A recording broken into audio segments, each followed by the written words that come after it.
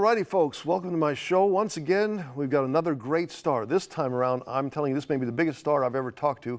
The lady's name is Stefanie Powers. You may know her from a lot of TV shows, from Heart to Heart to The Girl from U.N.C.L.E. Welcome to my show, Stefanie. Thank you very much, Johnny D. That's very nice of you to say that. I hope I'm not the biggest star you've ever seen. I think you are.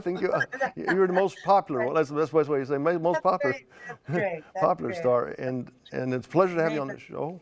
Thank you. Let me just ask you, how did you get into show business?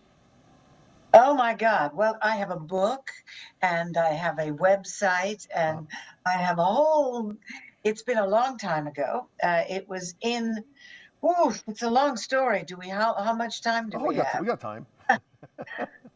Well, let me just suffice to say that I was fortunate enough to be put under contract to Columbia Pictures in the final years, the sort of twilight of the great Hollywood system that was created by the founders of Hollywood. Mm-hmm. It's nothing like that today, I can assure you. And during that period, they had all the major movie studios had what they called a stable of actors. They had actors under contract, some very well established, some character actors, and some young hopefuls. Mm-hmm. I was among the latter. Oh. And they would groom you in a way that doesn't exist today. Oh. We were taught how to speak to the press. We were taught how to not be intimidated in social situations and understand what the protocols were. It was a very interesting education. It was like a finishing school, and it was fabulous. While I was under contract to Columbia, was for 5 years. I did 3 movies a year for 5 years. Mm-hmm. Before they sold my contract to MGM to do a television series called The Girl from U.N.C.L.E. Now, in my contract with Columbia, which was, as I said, the tail end of the studio system, in the studio system, they did not allow their actors to do television because the general consensus was if you could see it for free, you wouldn't pay to go into a cinema. Uh-huh. So in my contract at Columbia, I was not allowed to do television. So when they sold my contract to MGM, it was to do a television series. And it just happened to be, The Girl from U.N.C.L.E. just happened to be the very first hour-long television series starring a woman. Wow. Now today, that would make headlines, but then it wasn't an issue. So it was a privilege, but it wasn't an issue. And just to give you a little idea of how different the times were, The Girl from U.N.C.L.E.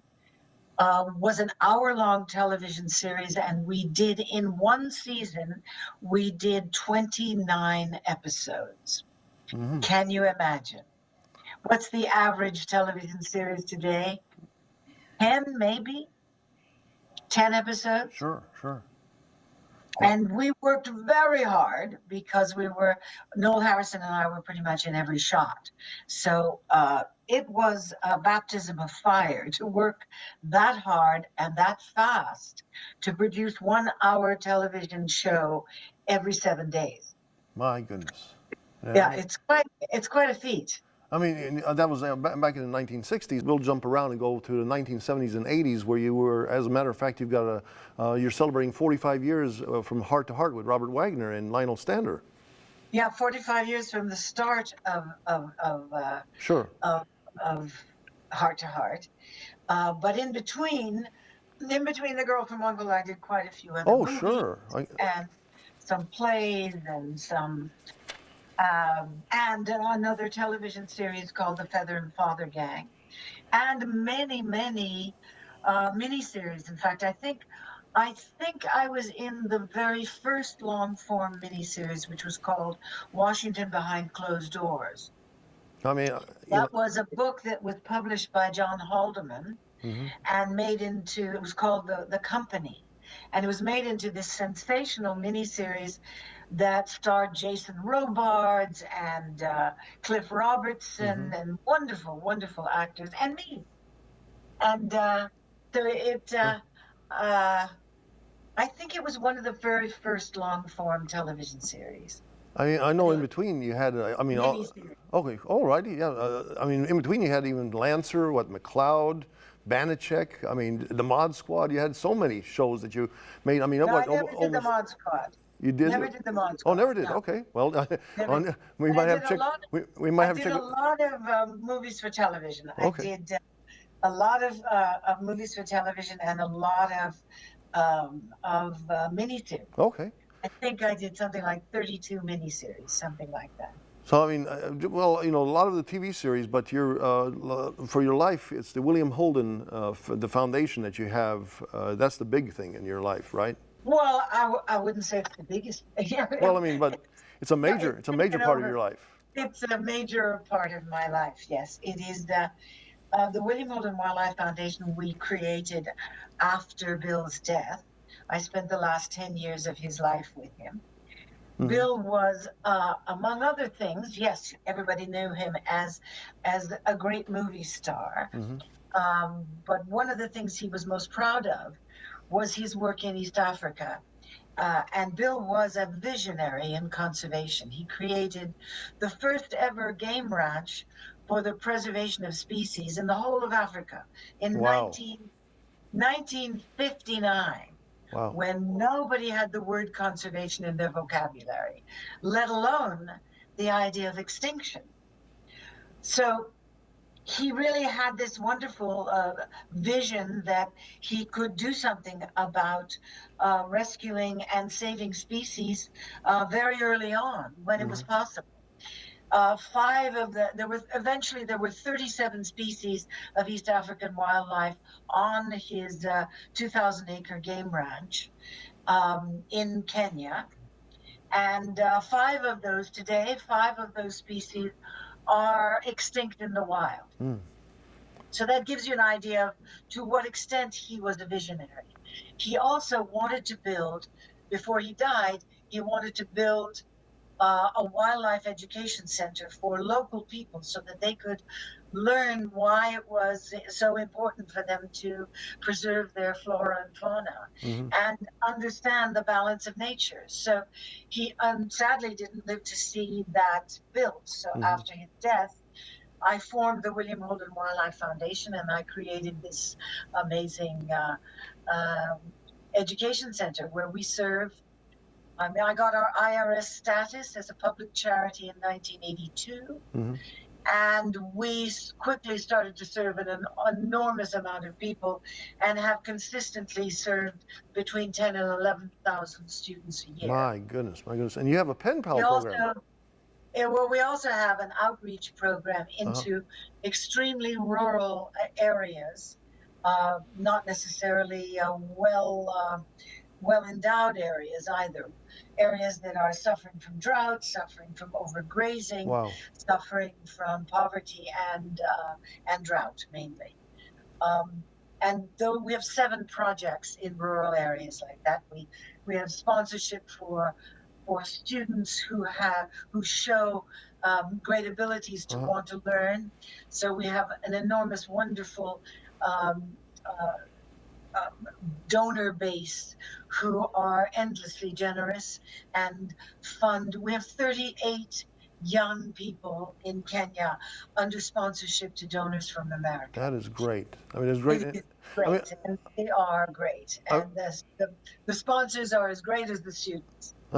Indeed, indeed. And I was going to say that, and you also have a pen pal program, right? So can people get involved? And that is that something for anybody here in the United States or around the world can get involved with the pen pal program? It's essential for people in the United States. Most of our pen pal programs have been established through the enthusiasm of teachers in primary and secondary schools who want to enlarge their students' understanding of the world. And so they contact us and we put them together with similar ages, or if not similar ages, similar sophistication, so that they then the students exchange photographs. And the one thing that our students, I think, find difficult in this country is because nobody knows how to write. They don't know how to form letters as very well because they don't study cursory writing anymore. I know. Everything's on a phone with their Yeah. thumb. But in this case, they have to learn how to write, actually legible writing, because that's what they get from Kenya. They get a photograph of the student that they're writing to, and they send their photograph, and then they exchange letters. I think it's 3 times a year they get to Uh-huh. exchange letters and learn the differences in lifestyles and the differences in people's concerns. What concerns them about survival? What concerns them about the planet? Because that's what we should all be concerned about. And young people coming up are very concerned that they're going to have a world to live in, as they rightly should. And we should be providing that for them, but we're not. And until when they get there, it's not going to be the world we knew as children. It's very Uh, different now. And we who have lived through some of the enormous changes can attest to that. And I think it's our responsibility to make sure that there's something left of this planet when we. I mean that's just impressive. I would say if William was alive today, he would just be just amazed at what you've done. Oh, I don't think he would even have imagined that, because I couldn't have imagined that the scope of what we'd be doing today. We're also in the forefront. The mission statement of our organization is wildlife conservation through education and alternatives to habitat destruction. It's that last part that we're very concerned with now. While we're serving in our education program all of these numbers of students, we're also engaged in local farming for small share crop holdings, nothing more than 10 acres, where these pieces of land have been over chemicalized. The chemicals are to grow subsistence farming is very expensive, and as we know, chemicals eventually peter out, and you have to use more and more and more and more, and pollute more and more and pollute more of the watershed. Sure, sure. So I'm sure I hope at least some of your listeners will be farmers, so they understand what I'm talking about. Indeed. So Factory farming is another story, and that's kind of, principally responsible for what we're doing to the overexploitation of this planet. But when we have an audience in Kenya for the small crop holder, and we're using a very accelerated method of soil regeneration to promote regenerative farming. We're able to turn over, through certain techniques that we're employing, we are able to turn over a piece of land, cultivated land, in one growing season. Of course, we have to continuously feed it, continuously tend it, until the biodiversity that we're establishing in order to produce food is going to continue to grow on its own. But it's a very exciting project, and indeed. So wow. we're attracting some interesting potential candidates for PhDs and master's degrees from universities in this country as well as in England to come and do their thesis on exactly what we do, which is this accelerated soil regeneration. We need to have the world. I mean, now it's almost like we're becoming isolationists instead of going out there and helping the world, right? And in a recent couple of years, it looks like a lot of folks are just like you said, they're on the telephone, worried about what's happening on their telephone, but they're not worried as much, and they should be worried about what's going on in Kenya and all around the world, right? Well, it's only one planet, Yep. it's a spaceship. We're all on the same spaceship. Yep. You know, We're on the that same. planet Earth is a spaceship going through space, and we can't get off, We can't jump on another planet. Indefinitely. And when we've destroyed this one. So I think we have to look at it that way. Indeed. Well, going back to TV and movies and stuff, I know you crossed paths with from McClintock, where you played, I believe you played the daughter on McClintock with John Wayne, right? John Wayne and Maureen O'Hara's Yeah, daughter. yes, indeed. So, any memories of John Wayne and Maureen O'Hara? Oh, lots, tons. Because first of all, I knew Maureen before I worked with her, and her daughter and I were at school together. And um, I grew up in California, in Los Angeles, in this area where it was a very, very small town. And everybody that was involved in the movie business knew each other, and I grew up in the movie business, so I knew a lot of these extraordinary people. And it wasn't, everybody was hardworking. It was an industry. It was like living in Dearborn, Michigan, when everybody worked for Ford. And then Sure. I lived in Hollywood, where everybody worked for a studio. And you weren't you like classmates with Nancy Sinatra, right? During your high school days. Nancy's a few years older than I. I was classmates with Linda Evans. Okay, wow. We were in the same class. Tuesday Weld, My goodness. and ahead of us was Yvette Mimeo, and Carol Burnett went to Hollywood High School, and so I mean, as I said, it was a small town. Oh, sure, sure. But like a lot of great actors and actresses from the school there. And then staying with the television and movie role, again, going back to Heart, which is now 45 years after the start back in 1979.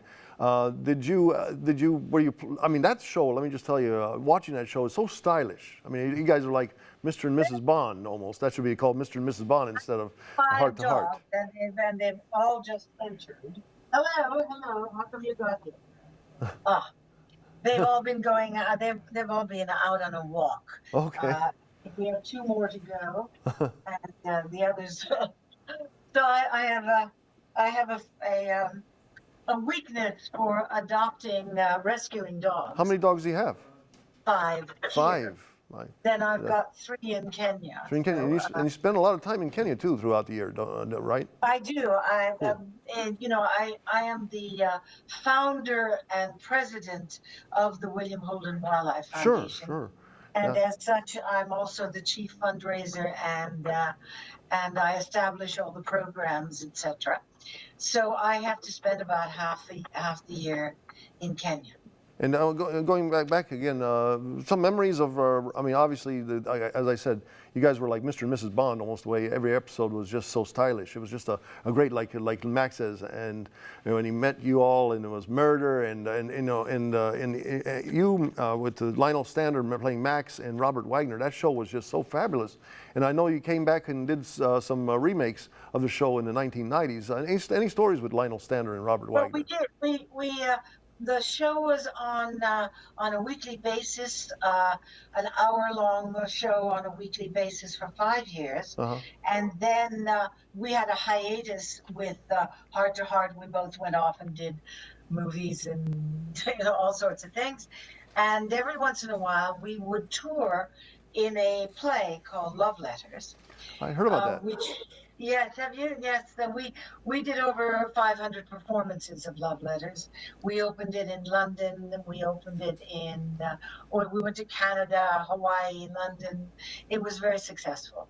So then somebody came up with the idea of us doing some more movies for television of Heart to Heart. So we did 8 2-hour movies of Heart to Heart, and that was it was a nice way of putting a period at the end of the sentence, because it meant a great deal to us, that show, and it happened at a time for both of us, which was rather life-changing, because not only did I lose my great love, William Holden, but 2 weeks later, Robert Wagner lost his wife, Natalie Wood. And we were working together at the time, so it was, a monumental moment in both of our lives. And you brought up the Feather and Father Gang, which I remember that show series with Harold Gould, and I've always thought, looks like he looked like one of the nicest character actors to be working with. Oh, Harold he Gould. was fabulous. I loved Harold. And it was such a cute idea Uh-huh. that here was this con man who got out of jail and went to work as an investigator for his daughter, who was a lawyer. Hmm. It was such a great idea. And it was a lot of fun and full of good humor, good adventure. And you were talking about the Hollywood, how it has changed from when they got you ready to do the acting and everything. Now you got so many things like Netflix, and you've got Hulu and so on, all these different platforms. Do you think that's better for Hollywood, or is that now made Hollywood worse? I mean, is it easier, do you think, for people to find acting jobs, but are the acting jobs not as good as once upon a time? Looks like when you watch old movies, folks were just like, for like you and Robert Wagner, watching you guys back in the old days, you guys were just like, there was some special aura about you guys, and all these other folks like John Wayne, Maureen O'Hara. Do you think times have just changed big time in Hollywood? Well, I think that the streaming services have changed everything. The unfortunate thing, and I think it's more unfortunate for the audiences than it is, or maybe it's equally unfortunate for us as actors as well, is Hmm. we no longer can build the bond of loyalty with an audience as we once could when it was only ABC, NBC, and CBS. Hmm. So people would watch a show and they'd look forward to seeing the next one the next week, and it became a family affair, and it passed through people's lives. We entered their homes, and it was very much a privilege to do that, and I feel very privileged that we were able to do that. But when I in Europe, in France and in England, and Hmm. I was married to a Frenchman, so I remember very much how the French always treated me, because the whole country would be in front of the television on a Sunday night after having had their family luncheon meal or big meal, and they'd Hmm. sit in front of the telly. And what did they watch? Heart to Heart. Cool. They called it Pour l'amour de risque. So for the love of risk, for the love of adventure, Uh-huh. and so that was the whole country was shared this sort of convention that everybody did as a family. So that's a very different kind of a relationship that you Hmm. have with an audience than if you're on a show that's, they do 10 or 12 episodes and it's gone. Sure, sure. I mean, my wife, she's from Brazil, and she says she knows about this show, obviously, in Brazil when she was growing up. It was Casal Vente was the name of the. Casados 20. Yes, Yeah. indeed. Yeah. Los So definitely Casados you 20. got a big following in Brazil. Let me just tell you, because I was I brought know. up with her brother, and everybody knows you. I mean, the young kids and the old kids. And the old folks. I mean, everybody knows about you. And we're on again in Germany. Okay. So we've been seen in a lot of countries all over the world, and the Germans love that show, so they keep rerunning it. And we have fans writing to us who are in their 20s. Okay, wow, wow. And let me just ask you before we finish here, this being Tupelo, Mississippi, and we talked about Elvis growing up here in his first 13 years of his life. Did you ever cross paths with Elvis?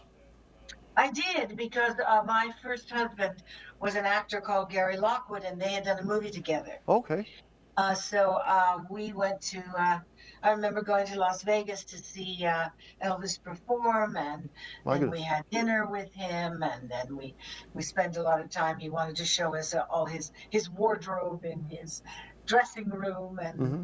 all that. He was a lovely guy, he was really rather uncomplicated, and and a wonderful performer in his early days before drugs. Yeah, yeah. And what does your future hold? I mean, where do you go from here? You've done so much in life. I know you got a book, and now 45 years with Heart to Heart. And you've Well, also had. I have a production company that's ongoing, and we have a number of projects that are either being sold or being produced or at various stages of development. So there's that. I am, as I said, the founder and president of the William Holden Sure, Wildlife sure. Foundation. And so I have to oversee that as well as the fundraising. And I created the Jaguar Conservation Trust when Jaguar Motor Company was owned by Ford. Okay. It's being purchased by an Indian company, and we have an ongoing negotiation with Tata to be able to revisit the idea of the Jaguar Conservation Trust, which I created for Ford and Jaguar and operated in Belize, Guatemala, and Costa Rica for 5 years. Cool. We would like, I mean, they very much would, those countries and the dealerships and all in the United States would love very much to see this project come back and be something that they can publicize and that they can show that the integrity of the Jaguar car, the company that produces Jaguar is equally has the equal integrity as the automobile that they drive. Well, Stephanie, it has been a pleasure to have you on my show, Johnny D Talks to the Stars, and I wish you many more years of good luck and good luck with the William Holden, the foundation that you're running. Hopefully, things work out great and many more safe visits to Kenya and back and forth, and keep the world going. That's what we need to do. You're keeping the Well, we world need going. your listeners to participate. Now, if anybody is interested, please look at our website, which is whwf.org. I hope there's something interesting for you to be involved with, or just look at it and become involved on a daily basis. I mean, I can't talk enough to young ladies who purchase all these clothes that they then throw away, and they don't look at the labels, what the clothing is made of. It's made of petroleum products that are not biodegradable Wow. and will be in that landfill for the rest of eternity. So just be conscious that you and your actions affect the rest of the world. So if I can leave your listeners with anything, is to please think of the future of the planet as partially your responsibility. We've enjoyed so much from this planet. It's our time to give back. Indeed, and thank you, Stephanie, for all that you've done, all of the acting you've done, and you are, again, making the world a much better place, and thank you very much for everything, and thank you for being a guest on the program here. Thank you. Take care.